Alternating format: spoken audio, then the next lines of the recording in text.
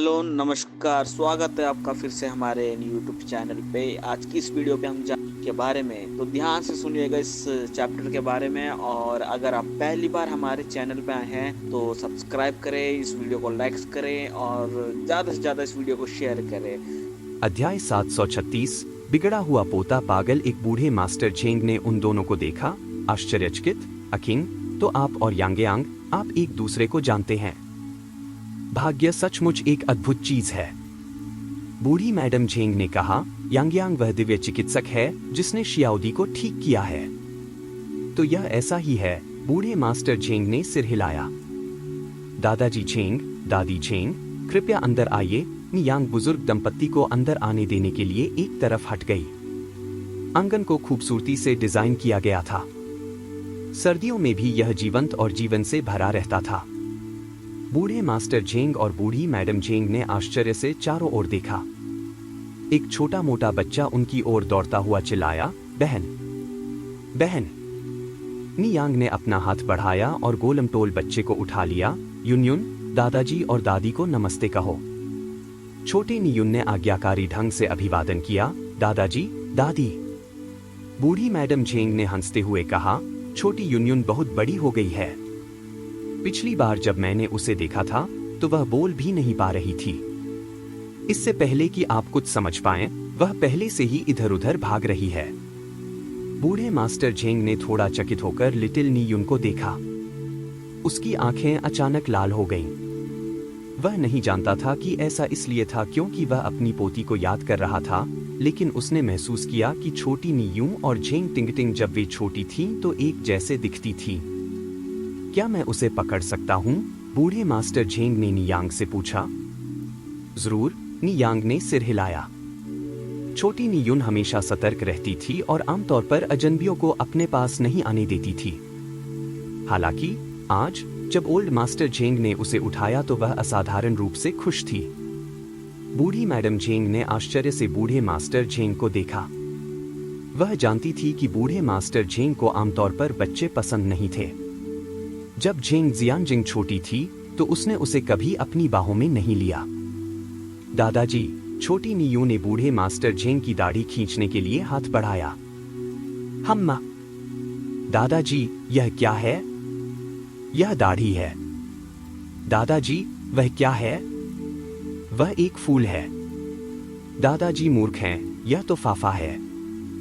बूढ़ी madam Zheng को तो ऐसा लगा कि उन्हें भ्रम हो रहा है। बूढ़े मास्टर झेंग आज अपने चरित्र से बिल्कुल अलग थे, मानो वे एक बिल्कुल अलग व्यक्ति हो। यांगयांग, यहाँ कौन है? निकुई और शंगगुआन देहुई घर से बाहर आए।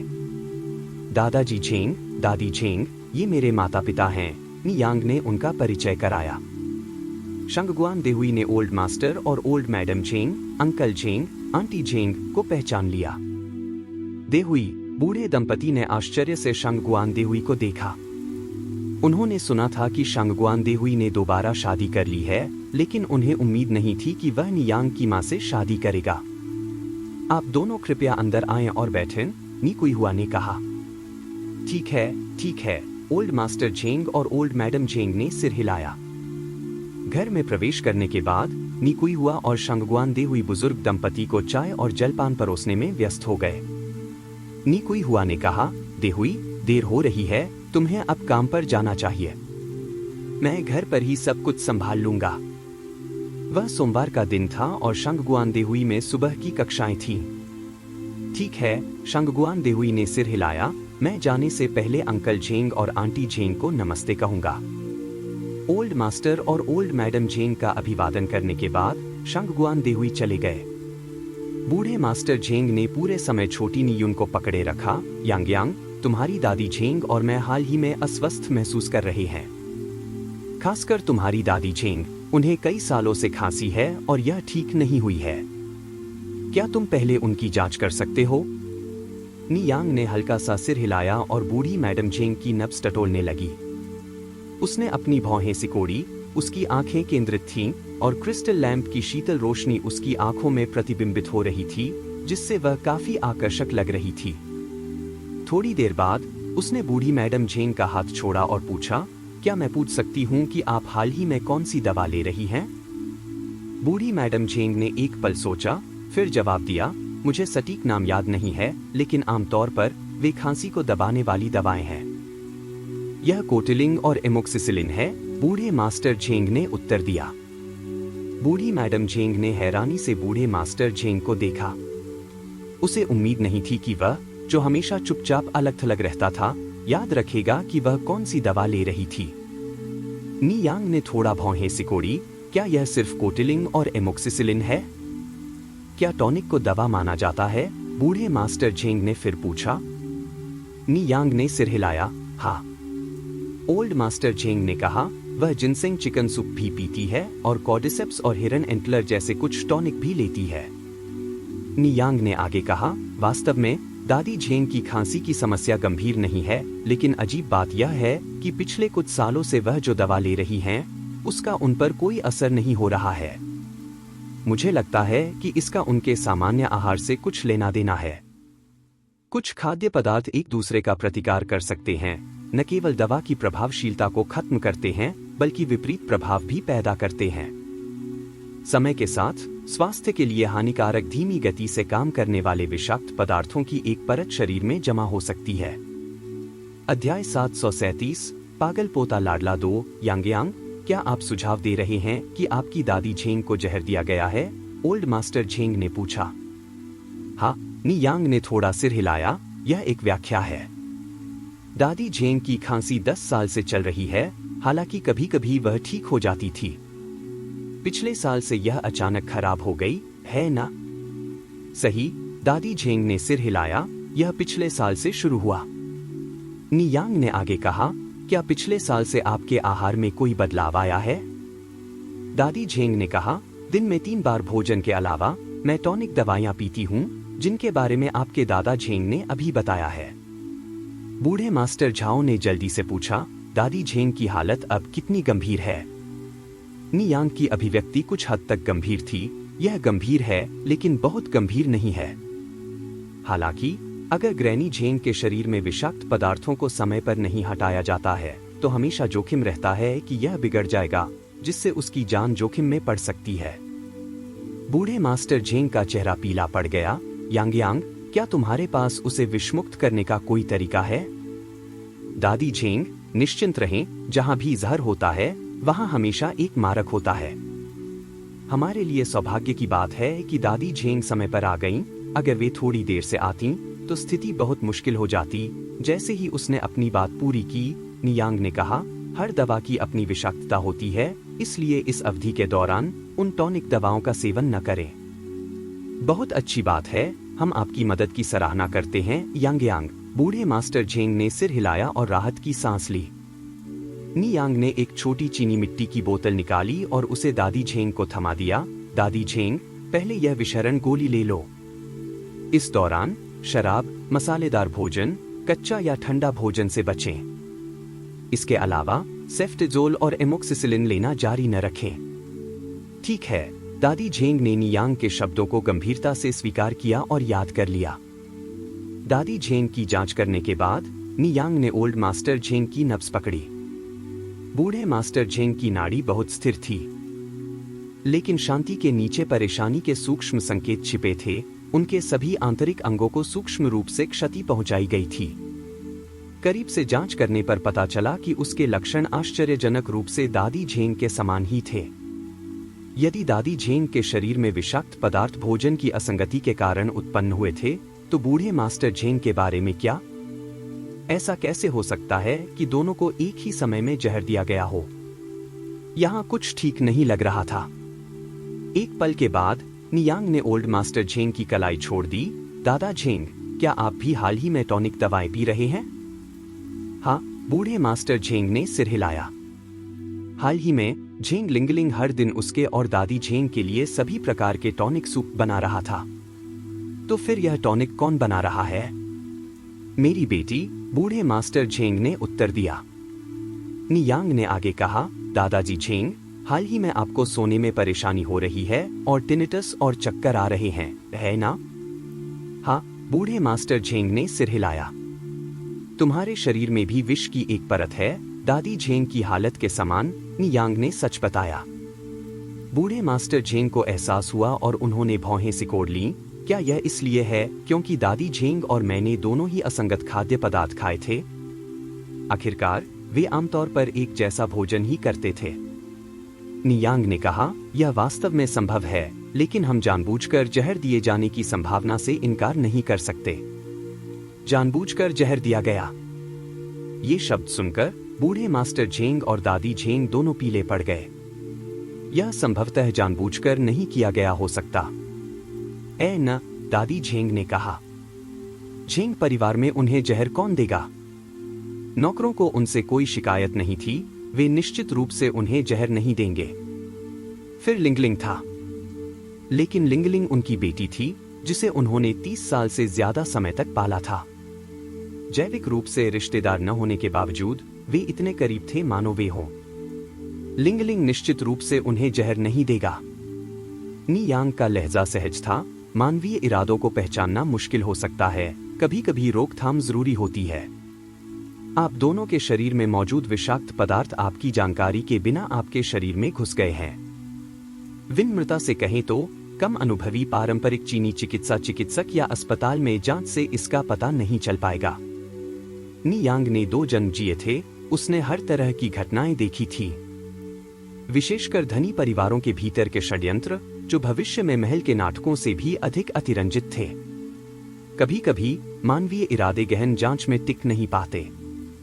नियांग ने आगे कहा, हालांकि मैं सिर्फ चेतावनी दे रहा हूं। शायद आप दोनों में विषाक्त पदार्थ असंगत खाद्य पदार्थों के कारण हैं और जानबूझकर की गई हरकतों से संबंधित नहीं है। आखिरकार उसके पास अभी तक कोई सबूत नहीं था और वह निराधार आरोप नहीं लगा सकती थी। इसके अलावा उसे ओल्ड मास्टर झेंग और ग्रैनी झेंग की पारिवारिक स्थिति के बारे में ज्यादा जानकारी नहीं थी। अगर यह गलतफहमी निकली तो यह आदर्श नहीं होगा। अध्याय 738 बिगड़ा हुआ पोता पागल 3 कुछ बातें केवल 2 बूढ़े लोगों के बीच स्पष्ट होने की जरूरत है। दादाजी मो और दादी मो ने एक शब्द भी नहीं कहा। नियांग ने दादाजी मो को पूरा नुस्खा सौंप दिया। दादाजी झेंग, यह नुस्खा है। ठीक है, धन्यवाद। दादाजी झेंग ने दोनों हाथों से दवा की पर्ची ली और उस पर नजर डाली। उनकी आंखों में आश्चर्य झलक रहा था। परिष्कृत स्ट्रोक और जोरदार भावना। लिखावट बहुत सुंदर थी। वे कहते हैं कि हस्तलिपि व्यक्ति को प्रतिबिंबित करती है और यह वास्तव में सच था। जब दोनों बुजुर्ग जाने वाले थे तो आसमान जो अभी अभी साफ हुआ था, अचानक बर्फबारी शुरू हो गई। यह वसंत ऋतु के आरंभ के बाद पहली बर्फबारी थी। बर्फबारी को 10 मिनट भी नहीं हुए थे और जमीन पर बर्फ की एक पतली परत जम चुकी थी। नीकुई हुआ खरगोश के घर को प्लास्टिक की चादरों से ढकने गई ताकि बर्फ अंदर न आ सके। जब वह खरगोश के घर को ढकने के बाद वापस आई तो वह बाहर निकलते समय एक बूढ़े जोड़े से टकरा गई। अंकल झेंग, आंटी झेंग, बर्फबारी हो रही है और सड़कें फिसलन भरी है। आप यहीं रुककर दोपहर का खाना क्यों नहीं खा लेते? वैसे भी दोपहर होने को है, नीकुई हुआ ने कहा, जो हमेशा एक दयालु व्यक्ति था और 2 बुजुर्गों को बर्फ में चलते हुए देखकर वह बर्दाश्त नहीं कर सका। ओह, हम आपको परेशान नहीं करना चाहते, दादी झेंग ने विनम्रता से मना कर दिया। इसमें कोई परेशानी नहीं है, बिल्कुल नहीं। नीकुई हुआ दादी झेंग का हाथ थामे अंदर चली गई। हम वैसे भी दोपहर का भोजन करने जा रहे थे, इसलिए जब तक आप दोनों को कोई आपत्ति नहीं है, सब ठीक है। दोपहर के भोजन के बाद मैं नियांग को आपको गांव में छोड़ने के लिए कहूंगा। नियांग को नहीं पता था कि बाहर बर्फबारी हो रही है और जब वह बाहर निकली तो वह चौंक गई। दादा झेंग, दादी झेंग, मेरी माँ सही कह रही है। आपको दोपहर के भोजन के लिए रुकना चाहिए और खाने के बाद मैं आपको गांव ले जाऊंगी। बर्फ के कारण सड़कें फिसलन भरी थीं और दादाजी और दादी झेंग, जो पहले से ही काफी बूढ़े थे, के लिए अकेले चलना थोड़ा असुरक्षित था। उन दोनों को नी परिवार के घर का माहौल बहुत पसंद आया। नीकुई हुआ और उसकी बेटियों को देखना वाकई दिल को छू लेने वाला था। उन्होंने उसे फिर से मना नहीं किया और दिल से उन्हें इतने अच्छे इंसान होने के लिए धन्यवाद दिया। वे सोच रहे थे कि ऐसे अच्छे वंशजों को पालने के लिए उन्हें किस प्रकार के बुजुर्ग होने चाहिए थे। बर्फीले दिनों के लिए हॉट पॉट सबसे अच्छा है। यह देखते हुए कि दोनों बुजुर्ग मसालेदार खाना नहीं खा सकते थे, निकुई हुआ ने विशेष रूप से एक स्वादिष्ट समुद्री भोजन हॉट पॉट बनाया। पॉट क्लैम, ऑस्ट्रेलिया लॉबस्टर और किंग क्रैब पैरों से भरा था। सूप मलाईदार और मुंह में पानी लाने वाला था, खासकर साथ में सब्जियों के व्यंजन के साथ। यह बीजिंग था और सर्दी का मौसम था, इसलिए समुद्री भोजन प्राप्त करना आसान नहीं था, यहाँ तक कि अमीर और शक्तिशाली परिवारों के लिए भी। लेकिन नी परिवार अलग था। उनके पास मो किशन था। क्योंकि नी यांग को समुद्री भोजन बहुत पसंद था, इसलिए ये सभी चीजें मो किशन द्वारा मंगवाई गईं। लाया गया राजा केकड़ा उस समय भी जीवित था। नी कुई हुआ बहुत विचारशील व्यक्ति थी और उसने दादाजी और दादी झेंग के लिए बहुत सारे केकड़े और झींगा का मांस छीला। दादाजी झेंग को आमतौर पर ज्यादा भूख नहीं लगती थी, लेकिन आज उन्होंने नी कुई हुआ द्वारा तैयार किया गया सारा केकड़ा और झींगा का मांस बिना कुछ कहे खा लिया। अगर आप ध्यान से देखें तो उसकी झुकी हुई आंखों में आंसू चमकते हुए दिखाई देंगे। यदि उसकी बेटी खोई नहीं होती तो अब उसे नी कुई हुआ की तरह उसकी देखभाल करनी चाहिए थी, है ना? दादाजी झेंग ने केकड़े के मांस के साथ अपने आंसू भी निगल लिए। दादी झेंग ने नी कुई हुआ के कटोरे में छिले हुए केकड़े के मांस का एक टुकड़ा डाला। यांग की माँ, सिर्फ हमारे लिए छीलना मत, तुम्हें भी खाना चाहिए। ठीक है, नी कुई हुआ ने केकड़ा मांस खाते हुए सिर हिलाया। भोजन के बाद दादाजी झेंग छोटी नीयूं को गोद में लेकर उसे कहानियां सुना रहे थे। छोटी नीयूं मंत्रमुग्ध थी। प्रत्येक कहानी के बाद वह दादाजी झेंग के लिए ताली बजाती। दादाजी कमाल के हैं। दादाजी झेंग इतने खुश थे कि वे मुस्कुराना बंद नहीं कर सके, जो उनके सामान्य गंभीर व्यवहार से बिल्कुल अलग था। 10वीं कहानी सुनने के बाद छोटी नीयू ने अचानक कहा, दादाजी चलो लुका छिपी खेलते हैं।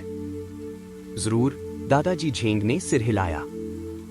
छोटी नीयू यह बात सुनते ही दादाजी झेंग की गोद से कूद पड़ी और घर में भाग गई। थोड़ी देर बाद वह एक छोटा सा रूमाल लेकर वापस आई। दादाजी ही यह हैं। ठीक है, दादाजी झेंग ने फिर सिर हिलाया। छोटी नीयून ने रूमाल से दादाजी झेंग की आंखों पर पट्टी बांध दी और बूढ़े और बच्चे लुका छिपी खेलने लगे। लिविंग रूम उन दोनों की हंसी से भर गया। दादी झेंग को कभी पता नहीं था कि दादा झेंग इतने बच्चों जैसे हो सकते हैं। लुका छिपी का खेल खत्म होने के बाद छोटी नीयून एक कंघी, रबर बैंड और छोटे क्लिप लेकर आई। दादाजी, क्या मैं आपके बाल बांध सकती हूँ? वह अक्सर अपने पिता के लिए ऐसा करती थी, जो उसकी चोटियों की तारीफ करते थे। दादाजी झेंग की अभिव्यक्ति कुछ हद तक सूक्ष्म थी। वह इतने वर्षों से जीवित था और यह पहली बार था कि किसी ने उसके बाल बांधने चाहे थे। अध्याय 739, बिगड़ा हुआ पोता पागल 4। निकुई हुआ ने कहा, यून, प्रिय, अब दादाजी को परेशान मत करो। बूढ़े झेंग ने हंसते हुए कहा, यह ठीक है। यह अच्छी बात है कि बच्चों को खेलना पसंद है। बोलते समय बड़े झेंग ने अपना सिर नीचे कर लिया और छोटे नीयून को अपने सिर पर खेलने दिया। बूढ़ी श्रीमती झेंग के चेहरे पर अविश्वास का भाव छा गया। आज बड़े साहब मिस्टर झेंग बहुत अजीब व्यवहार कर रहे थे। यदि उसने अपनी आंखों से नहीं देखा होता तो वह सोचती कि वह कोई दूसरा व्यक्ति है। नन्ही नीयू ने न केवल मिस्टर झेंग के सिर पर 3 चोटियां बनाईं, बल्कि उनकी दाढ़ी में गुलाबी रंग की क्लिप भी लगा दी और उन पर लिपस्टिक और फाउंडेशन लगा दिया, जिससे वह बहुत मजाकिया लग रहे थे। एल्डर मिस्टर झेंग हमेशा से ही पुराने जमाने के और गंभीर स्वभाव के थे। उन्होंने पहले कभी ऐसा व्यवहार नहीं किया था। श्रीमती झेंग अपनी हंसी रोक नहीं सकी। छोटी नीयून ने दोनों हाथों से उसका चेहरा पकड़ा और प्रशंसापूर्वक कहा, वाह, दादाजी बहुत सुंदर लग रहे हैं। Elder Shri Zheng. हा, बूढ़ी श्रीमती झेंग इतनी जोर से हंसी कि वह सोफे पर गिर पड़ी और अपना पेट पकड़ लिया। छोटी नीयू ने उत्साहित होकर कहा, दादाजी देखिए, दादी आपकी सुंदरता से दंग रह गईं। इस बिंदु पर नी यांग भी अपनी हंसी रोक नहीं सकी। छोटी नीयून को इस तरह खेलने देने में सक्षम होने के कारण बड़े श्री झेंग घर पर पोते पोतियों के साथ बहुत लाड़ प्यार से पेश आते होंगे। सुखद समय हमेशा जल्दी ही बीत जाता है और पलक झपकते ही दोपहर के 4 बज गए। सर्दियों में शाम गर्मियों के मुकाबले बहुत जल्दी हो जाती है। शाम 4:10 बजे तक अंधेरा होने लगा था। जब बड़े भाई श्री झेंग और श्रीमती झेंग ने जाने का प्रस्ताव रखा तो नी कुई हुआ और नियांग छोटी नियुन के साथ वृद्ध दंपति के साथ गांव के प्रवेश द्वार तक गए। छोटी नियू बड़े मिस्टर झेंग से अलग होने के लिए बहुत अनिच्छुक थी। दादाजी, दूर मत जाइए। चिंता मत करो, दादाजी अक्सर तुमसे मिलने आएंगे, बड़े श्री झेंग ने छोटी नियू के सिर पर थपथपाया। तो फिर चलो छोटी उंगली की कसम खाते हैं। छोटी नियू ने अपनी छोटी उंगली आगे बढ़ाई। ठीक है, बूढ़े मिस्टर झेंग ने छोटी नियू से एक छोटा सा वादा किया। 1 मिनट रुको, छोटी नियून ने आगे कहा। दादाजी, मेरे पास आपके लिए एक और उपहार है। उपहार क्या है? यह मेरी सबसे सबसे सबसे पसंदीदा हेयर क्लिप है। मैं इसे अभी तुम्हें दे रही हूँ। छोटी नियून ने अनिच्छा से अपने कीमती गुलाबी मोती के हेयर क्लिप को साझा किया और इसे बड़े झेंग के सिर पर लगा दिया। धन्यवाद छोटे यून। बड़े श्री झेंग बहुत खुश दिखे। आपका स्वागत है, छोटी नियून ने शर्म से कहा। बुजुर्ग दंपत्ति कार में बैठे और नियांग और निकुई हुआ की ओर हाथ हिलाया। यांग्यांग की माँ, यांग्यांग, अंधेरा हो रहा है, तुम लोगों को घर चले जाना चाहिए। माँ और बेटी ने भी उनकी ओर हाथ हिलाकर अभिवादन किया। कार तेजी से बर्फीले परिदृश्य में गायब हो गई। कार में माहौल शांत था, लेकिन बुजुर्ग दंपत्ति के मुंह के कोनों में हल्की मुस्कान थी। थोड़ी देर बाद बड़े श्री झेंग ने कहा, अकिंग, क्या तुम्हें नहीं लगता कि यांग्यांग और छोटी यून हमारी टिंगटिंग से मिलती जुलती हैं जब वह एक बच्ची थी? विशेष रूप से छोटी नियू, उसका गोलमटोल सा चेहरा बिल्कुल वैसा ही दिखता था जैसा झेंग टिंगटिंग का बचपन में था। ये शब्द सुनकर बुजुर्ग श्रीमती झेंग ने आश्चर्य से कहा, आप भी ऐसा ही सोचती हैं? उसने सोचा कि वह अकेली है जो ऐसा सोचती है। एल्डर मिस्टर झेंग भी इसी तरह आश्चर्यचकित दिखे। आप भी ऐसा ही सोचते हैं? हाँ, बड़ी श्रीमती झेंग ने सिर हिलाया, फिर बोली, क्या मैंने आपको पिछली बार नहीं बताया था कि मैं किसी ऐसे व्यक्ति से मिली थी जो बिल्कुल हमारी टिंगटिंग की तरह दिखता था? वह यांग्यांग की माँ थी और डॉक्टर जियाओरान ने परीक्षण के लिए जो बाल लिए थे वे भी उसके ही थे। मुझे नहीं पता कि डॉक्टर जियाओरान के पास अभी तक परिणाम हैं या नहीं, एल्डर मिस्टर झेंग ने आह भरी। जियाओरान एक जिम्मेदार बच्ची है। अगर नतीजे अच्छे होते तो वह निश्चित रूप से हमें तुरंत फोन करती, श्रीमती झेंग ने कहा। एल्डर मिस्टर झेंग ने सिर हिलाया। जब दोनों घर लौटे तो झेंग लिंगलिंग ने चिंतित होकर पूछा, माँ, पिताजी, बाहर बहुत बर्फबारी हो रही है, आप आज कहाँ गए थे? मैं पूरे दिन घर पर चिंतित रहा।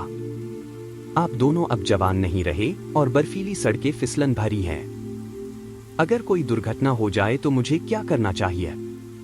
एल्डर मिस्टर झेंग ने हमेशा की तरह कुछ नहीं कहा, वे सीधे ऊपर चले गए। एल्डर श्रीमती झेंग ने हंसते हुए कहा, आपके पिता और मैं आराम करने के लिए ग्रामीण इलाकों में गए थे, आपको चिंता करने की आवश्यकता नहीं है। झेंग लिंगलिंग ने आगे कहा, माँ, पिताजी, अगली बार जब आप कहीं जाएं, तो कृपया मुझे पहले से बताएं। मैं आपके साथ चलूंगा, इसलिए मुझे चिंता नहीं होगी। ये जिद्दी बूढ़े लोग क्या कर रहे हैं? वे अपनी बेटी को फिर से नहीं ढूंढेंगे, है ना? वे वास्तव में चिंताग्रस्त लोग हैं। झेंग टिंगटिंग को मरे हुए सैकड़ों साल हो गए हैं, वे शांत क्यों नहीं हो सकते? भले ही वह उनकी जैविक संतान नहीं है, लेकिन वह एक सगी बेटी से भी ज्यादा संतानोचित है। वे इससे संतुष्ट क्यों नहीं हो सकते? क्या वे यह कहावत नहीं जानते कि हाथी को निगलने के लिए मनुष्य का हृदय पर्याप्त नहीं है? एल्डर श्रीमती झेंग ने आगे कहा, लिंगलिंग, तुम भी बहुत मेहनत कर रहे हो। जब तुम्हारे पास समय हो तो तुम्हें ज्यादा आराम करना चाहिए। तुम्हारे पिताजी और मैं अपना ख्याल खुद रख सकते हैं। अध्याय 740, बिगड़ा हुआ पोता पागल 5। झेंग लिंगलिंग ने विनम्रतापूर्वक उत्तर दिया, यह कोई परेशानी नहीं है। मेरे लिए इतना मुश्किल क्या हो सकता है? मुझे लगता है कि इस बूढ़ी चुड़ैल में थोड़ा विवेक है जो मेरी रोजाना की भागदौड़ को स्वीकार करती है। तो फिर मैं पहले ऊपर जाऊंगा। ठीक है माँ। श्रीमती झेंग मुड़ी और ऊपर चली गई। कुछ ही देर में झेंग लिंगलिंग ने जिनसेंग सूप का मुद्दा उठाया। माँ, पिताजी, यह आज का जिनसेंग सूप है। जैसे ही श्रीमती झेंग कुछ कहने वाली थी, मिस्टर झेंग बोले, धन्यवाद लिंगलिंग, हम इसे बाद में पिएंगे। झेंग लिंगलिंग ने सिर हिलाया, पिताजी, आपको इसे पहले ही पी लेना चाहिए, ठंडा होने पर इसका प्रभाव कम हो जाता है। श्री झेंग ने सहमति में सिर हिलाया। बिना ज्यादा सोचे समझे झेंग लिंगलिंग मुड़ा और चला गया। फिर श्रीमती झेंग ने आगे कहा, आपने उसे पहले क्यों नहीं बताया ताकि वह अब ये सप्लीमेंट न बनाए? श्री झेंग ने जवाब दिया, हम आज ही बाहर से वापस आए हैं। अगर हम तुरंत लिंगलिंग को ये सप्लीमेंट न बनाने के लिए कहें तो इससे संदेह पैदा होगा, है ना? आमतौर पर परिवार के सदस्यों के बीच कोई रहस्य नहीं होता है, लेकिन मौजूदा स्थिति विशेष है। झेंग लिंगलिंग के साथ हर बात साझा करना उचित नहीं है। श्रीमती झेंग ने सिर हिलाया, सच है, यह बात सही है। फिर मिस्टर झेंग ने जिनसेंग सूप के दोनों कटोरे पास के पानी के डिब्बे में डाल दिए। सूप पौधों के पानी के लिए ज्यादा उपयुक्त था। नी यांग आज श्रीमती झाओ का हालचाल जानने के लिए झाओ परिवार के घर गई। श्रीमती झाओ की रिकवरी अच्छी चल रही थी और अब उनके ऊपरी शरीर में पूरी गतिशीलता थी। परीक्षा के बाद श्रीमती झाओ ने नी यांग से श्रीमती चांग के बारे में बात करना शुरू कर दिया। डॉक्टर का दिल परोपकारी होना चाहिए। श्रीमती झाओ की बातें सुनकर नी यांग को गहरी सहानुभूति हुई और उसने पूछा, श्रीमती चांग अब कहाँ हैं? मैं जाकर देख सकता हूँ। श्रीमती झाओ ने कहा, बटलर कृपया यांग को ले जाइए। बटलर ने सिर हिलाया और नी यांग की ओर मुड़ा, मिस नी कृपया मेरे पीछे आइए। श्रीमती चांग झाओ परिवार के अतिथि कक्ष में रह रही थीं और फिलहाल पूर्णकालिक देखभाल में थीं। केयरटेकर की मेहनती देखभाल के कारण श्रीमती चांग बिल्कुल स्वस्थ लग रही थी। यद्यपि श्रीमती चांग के लक्षण श्रीमती झाओ के समान ही थे, लेकिन जांच करने के बाद नी यांग को कुछ असामान्य बात पता चली। श्रीमती चांग की बोलने की क्षमता का नुकसान स्ट्रोक के कारण नहीं हुआ था, बल्कि मूकाभिनय करने वाली दवा के जहर के कारण हुआ था। क्या यह लिनफांग हो सकता है? लिनफेंग के दुर्भावनापूर्ण स्वभाव के कारण वास्तव में एक संभावना थी। सौभाग्यवश वह दवा के प्रभाव को ठीक कर सकी। यद्यपि वह श्रीमती चांग की वाणी को पुनः बहाल कर सकी, परंतु वह उनके पैरों के बारे में कुछ नहीं कर सकी। उनके पैर पूरी तरह से नेक्रोटिक थे और समय पर उनका इलाज न होने के कारण वे पूरी तरह से क्षीण हो गए थे। जब तक मांसपेशियों को पुनर्जीवित करने की तकनीक वास्तविकता नहीं बन जाती, श्रीमती चांग का अपने दम पर खड़ा होना असंभव होगा। नी यांग ने सबसे पहले श्रीमती चांग के गूंगेपन का कारण बने ठहराव को दूर करने के लिए उन पर कई एक्यूपंक्चर सुइयों का इस्तेमाल किया, फिर उन्हें एक काली गोली खिलाई। श्रीमती चांग को केवल गले में ठंडक और गुदगुदी जैसी अनुभूति हुई, मानो कुछ सतह से बाहर आने वाला हो। उसी समय नी यांग ने उसे सीधा खड़ा किया और उसे एक गिलास पानी दिया। जैसे सूखे रेगिस्तान में बारिश का तूफान आ रहा हो, मिसेस चांग ने जोर से पानी निगल लिया। 30 सेकंड से भी कम समय में उसने पूरा गिलास पानी पी लिया था। धन्यवाद। श्रीमती चांग ने कर्कश स्वर में अपना आभार व्यक्त किया। नी यांग ने हल्के से मुस्कुराते हुए कहा, बधाई हो, आप फिर से बात कर सकते हैं। अंततः श्रीमती चांग को यह बात समझ में आई, मैं बोल सकती हूँ। नी यांग ने सिर हिलाया, हाँ। श्रीमती चांग ने नी यांग का हाथ पकड़ लिया, युवा महिला, धन्यवाद। मैं एक डॉक्टर हूँ और मुझे यही करना चाहिए। नी यांग ने अपना मेडिकल किट पैक करना शुरू किया। वैसे आपकी आवाज को क्या हुआ? यह लिनफेंग थी। श्रीमती चांग ने बिस्तर की चादर को कसकर पकड़ लिया। यह सब उस लड़की की वजह से हुआ। उसने न केवल मेरे बेटे की मौत का कारण बना, बल्कि मुझे बोलने से भी रोक दिया। नी यांग आश्चर्यचकित दिखी, तो यह वास्तव में वह थी। यह सुनकर श्रीमती झाओ ने तुरंत पुलिस को बुलाया, क्योंकि किसी को जहर देकर उसे गूंगा कर देना निश्चित रूप से कोई छोटा अपराध नहीं है। पुलिस के सामने श्रीमती चांग ने लिनफांग के इन वर्षों के सभी गलत कामों का खुलासा कर दिया। परिणामस्वरूप लिनफांग की जेल की अवधि 3 साल से बढ़ाकर 8 साल कर दी गई। इसके बाद श्रीमती झाओ ने नर्सिंग होम के कर्मचारियों को श्रीमती चांग को नर्सिंग होम ले जाने के लिए कहा। श्रीमती झाओ को श्रीमती चांग की दुर्दशा पर तरस आया और उन्होंने उनके लिए नर्सिंग होम में एक उच्च श्रेणी के एकल कमरे में रहने की व्यवस्था की, जहां उन्हें व्यक्तिगत देखभाल की सुविधा दी जाती थी। इसकी लागत काफी अधिक थी, प्रति वर्ष 500 युआन। आम लोगों की नजर में 500 युआन एक बड़ी रकम है, लेकिन श्रीमती झाओ के लिए यह कुछ भी नहीं था। इसके अतिरिक्त श्रीमती झाओ ने श्रीमती चांग को 1000 युआन नकद दिए, जिसे श्रीमती चांग ने इस बात पर जोर दिया कि वह स्वीकार नहीं कर। और भी स्टोरी या चैप्टर के लिए मेरा चैनल को सब्सक्राइब, लाइक और शेयर करना ना भूलना। हाँ दोस्तों, आप और भी वीडियोस चाहिए तो कमेंट करें।